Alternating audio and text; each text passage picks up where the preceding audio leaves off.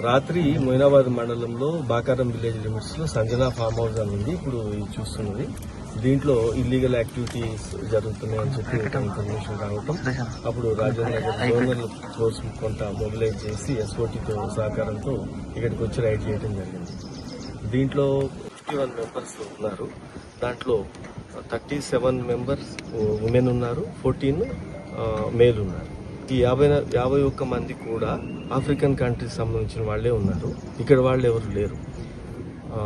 దీంట్లో ఎక్కువగా 34 members Uganda వాళ్ళు, కెన్యా, లిబేరియన్, తర్వాత క్యామరూన్, ఇట్లా డిఫరెంట్ కంట్రీస్ నుంచి ఇక్కడ వీళ్ళందరూ ఐడెంటిటీస్ అయి చూడటం జరిగింది.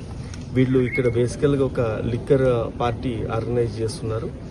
ఒక 65 వరకు ఈ బీర్లు, తర్వాత చాలా ఒక 20 లీటర్స్ వరకు డిఫరెంట్ వెరైటీస్ లిక్కర్ బాటిల్స్ కూడా అక్కడ ఉన్నాయి. వీళ్ళు ఎవరు కూడా ఈ పార్టీ ఆర్గనైజ్ చేయడానికి పోలీస్ పర్మిషన్ కానీ ఎక్సైజ్ లైసెన్స్ పర్మిషన్ కానీ ఏం తీసుకోలేదు. దీంట్లో అదే వయలేషన్ దాని కింద, సౌండ్ పొల్యూషన్ దాని కింద, వీటి మీద ప్రాథమికంగా ఇప్పుడు మనం కేసు రిజిస్టర్ చేయడం జరుగుతూ ఉంది.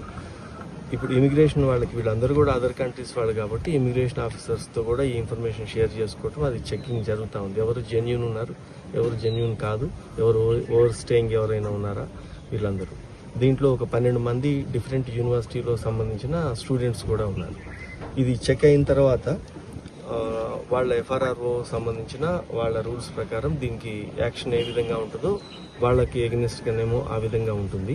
ఈ ఫామ్ హౌస్కి మీద అతని యజమాని వీళ్ళ మీద ఈ ఇల్లీగల్ పార్టీ ఆర్గనైజ్ చేసినందుకు ఒక కేసు అవుతుంది.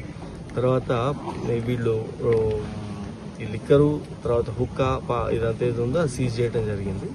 ప్లస్ వీళ్ళు ఏమన్నా డ్రగ్ సంబంధించింది ఏదైనా ఉందా అనేది ఇప్పుడు ఈ ఇమిగ్రేషన్ అయిపోయిన తర్వాత డ్రగ్ టెస్ట్ కూడా చేస్తారు వాళ్ళకి. దాని తర్వాత దాని రిజల్ట్ని బట్టి యాక్షన్ తీసుకోవడం జరుగుతుంది. బర్త్డే పార్టీలో లిక్కర్ అయితే విజిబుల్గా ఉంది.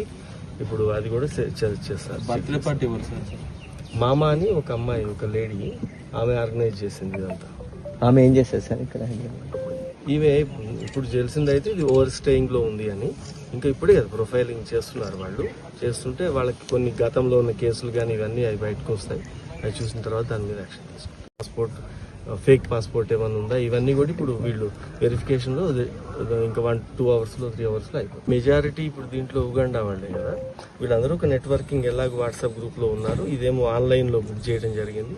పార్టీ చేయడానికి అనే బహానా మీద ఇప్పుడు వచ్చారు. మనం అది ప్రొఫైల్ చేసిన తర్వాత తెలుస్తుంది.